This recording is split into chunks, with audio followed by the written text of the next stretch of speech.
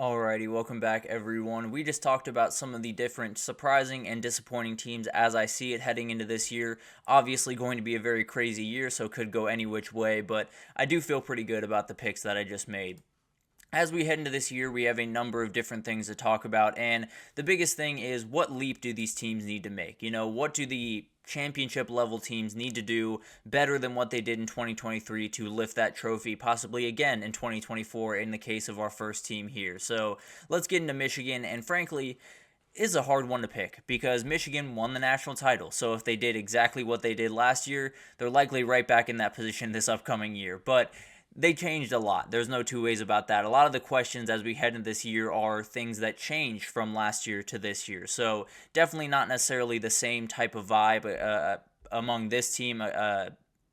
Um, not the same vibe from this team to other teams, excuse me for that. But I do think one area that they could improve and one area they could hit another level in is explosivity. I think that's the big thing that this Michigan offense is just missing just a little bit. And frankly, I think they're a little bit more equipped to do that this upcoming year on the ground more than anywhere else. I think when you have someone like Alex Orji that can run the ball to the level that he can, there's always that chance you're going to break one free, right? And then Donovan Edwards has that more breakaway speed than Blake Corum did. Him being on the field more is obviously going to lend that self to that. And then you obviously need some wide receivers to step up. You need some things to happen in the passing game for this to happen. But at the end of the day, I do think Michigan's going to be not necessarily as efficient of an offense because of the passing, struggles of Alex Orji. And I think one of the big time questions is how do they kind of combat that? How do they deal with that on the other side of it? How do they kind of handle all of the different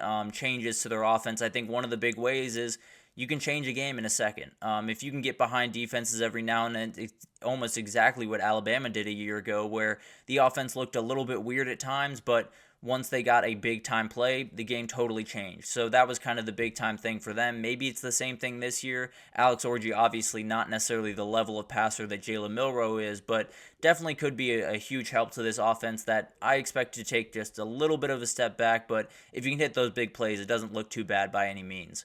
I also think when you look at Missouri, when you talk about big time quarterback play, when you talk about those big games that you need Brady Cook to show up and he needs to make big plays, he came up a little bit short, whether it was from accuracy or throwing picks. He threw a pick in every single one of the big-time games they played throughout last year, so definitely something that they're going to have to fix, whether it's the only game that he didn't throw a pick again or pick in a ranked game is that Kansas State game in the beginning of the year. He had two against the LSU back end that was not good at all last year, so definitely not necessarily the greatest sign. And I think when you look at this Missouri team, they're fine with a 10-2 season. I think that puts them in a good position to make the playoff. It puts them in a good position to do some of the things that they want to do going forward. But the reality is you want to win those big games. You want to go into the playoff knowing that you can win that one game to push yourself into that second week and possibly give yourself a chance to go on a little bit of a run here. And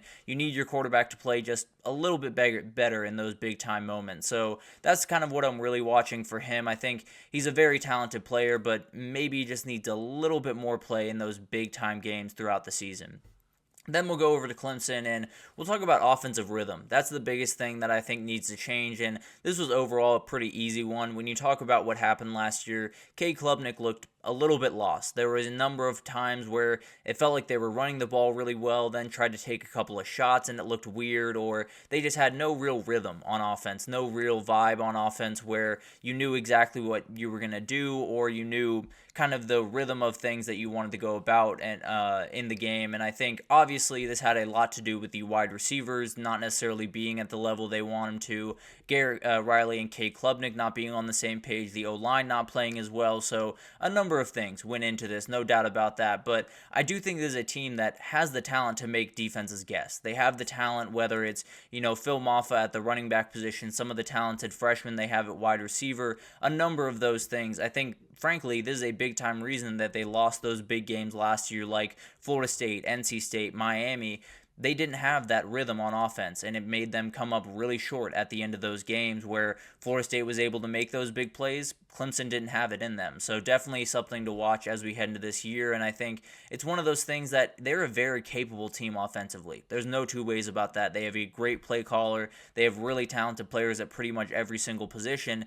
They got to put it all together, and that is much easier said than done. Definitely something that they're going to have to deal with, and if they can put it together, if they can become a potent offensive attack, this is going to be a really tough team to beat. I can promise you that, because it is a really, really good defense. But on the flip side of that, it could be another year where Cade Klubnik and Garrett Riley just aren't on the same page, and then you're probably getting another disappointing year in Clemson. So definitely something to watch there. But over to Tennessee, this one's another layup. They need better quarterback play. Everyone understands that what happened last year was not up to the standards that they wanted to, and Joe Milton came into the year with a good amount of hype, after that bowl performance that he had that was just really incredible in a number of different ways. He came back and everyone was thinking maybe he's finally put it together. Maybe all the physical tools that look so great when he's passing against air finally look incredible in game. That wasn't necessarily the case. He missed a lot of spots. He did kind of what we've known Joe Milton to do, and he's doing a little something different up at New England right now, which is definitely something interesting to watch. But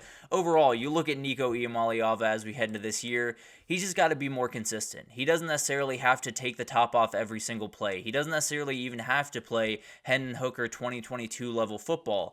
He's just got to hit his spot more often than Joe Milton did. He really just has to hit these guys in the numbers and make sure that they can get out in space, because this wide receiver group is as special as there is in the country. They can compete with really anyone around the league, but if you don't have that quarterback that can put the ball on the spot when they need to, you're not going to do anything. That's just the reality. Now, this is a very talented kid, and frankly, I think if I asked any Tennessee fan right now if you're worried about the quarterback play heading into this year, the answer would be a resounding no. But at the end of the day, you are heading into your first year as a full-time starter. There's a lot of different things changing, not necessarily the easiest schedule in the world, although not the world-beating schedule that they've had to play in the past. So definitely will be a really interesting thing to watch. I think this is a more than capable kid, and I think is going to develop into one of the best quarterbacks really to ever come through Tennessee, honestly. But at the end of the day, it is still his first year. It could be one that you get a little bit of a boost in quarterback play, but not quite the amount that you need to possibly make an SEC or title run this upcoming year. Then we have LSU, and this is another big-time layup. The back-end defense has to be so much better.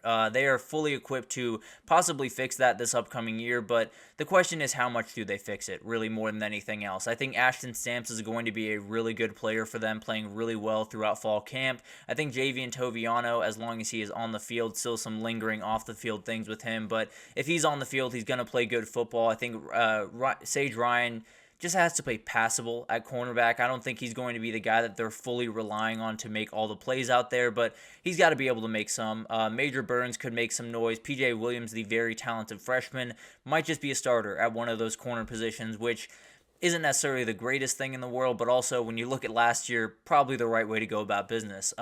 Jordan Gilbert is someone on the back end at free safety, and then Jordan Allen at the strong safety position. Both those guys have to be huge. When we talk about, we talked about it yesterday, where safeties are more and more important in the college football world with all of the different coverages you have to, assume, and then all the different route combinations, motions, all of the different things that happen. You got to be the security blanket on the back end of that defense. You have to be the communicator in a lot of ways, and those two guys will have a ton on their shoulders this upcoming year. So I think this is a group that really has a number of guys that can make some plays. Now, last year they didn't make those plays, so it can't make you feel too confident in the group, but overall, I do think they have guys to make it happen. They're just walking a bit of a tightrope this upcoming year in that respect. I do think when you talk about Miami, it's all about decision making. Frankly, I think this team has so many different things in place, and there are a number of things from last year that they have to get a little bit better at. Quarterback play, back-end defense, or a number of things. I think they've done a great job with that, but there were games that were straight up lost by time management decisions, by coaching decisions, and that can't happen this upcoming year. If you're going to compete on a really high level in the ACC title, or in the playoff, or possibly in a national title, you need a head coach that's going to keep his wits about him and not going to make the mistake that Mario Cristobal made a number of times throughout his career, most notably against Georgia Tech a year ago, where I don't know what was going through his head when he made that call, but at the end of the day, that has to change this upcoming year. And it comes down to a number of different things. Him just being a little bit more adept in the time management, that type of thing, but also just trusting the guys around you. You have two very, very good coordinators. Shannon Dawson is one of my favorite OCs in the entire country.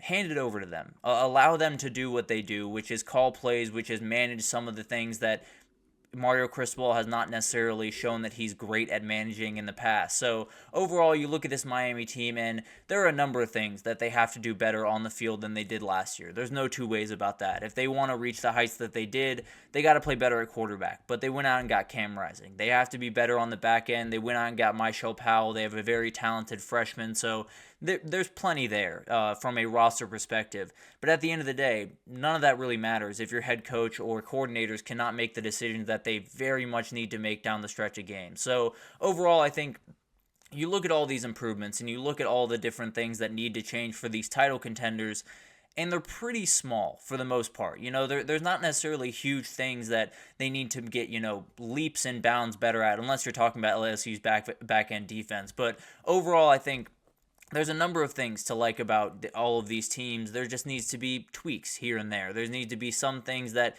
last year was a weakness. This year, not so much. So definitely something to watch as we head into this year. That'll likely do it for this segment. I think that is likely the teams that I think have a real shot to win a national title. But if a couple come across my brain in the next couple of days, I will definitely include them in another segment. But let's take our third break here. And when we come back, we're going to do a little bit of a fall camp intel, break down even more scrimmage notes throughout the country. Frankly, we'll likely do it tomorrow too, because there's still stuff coming out from pretty much every single camp across the country. So we'll break it down right after this, so stick with us.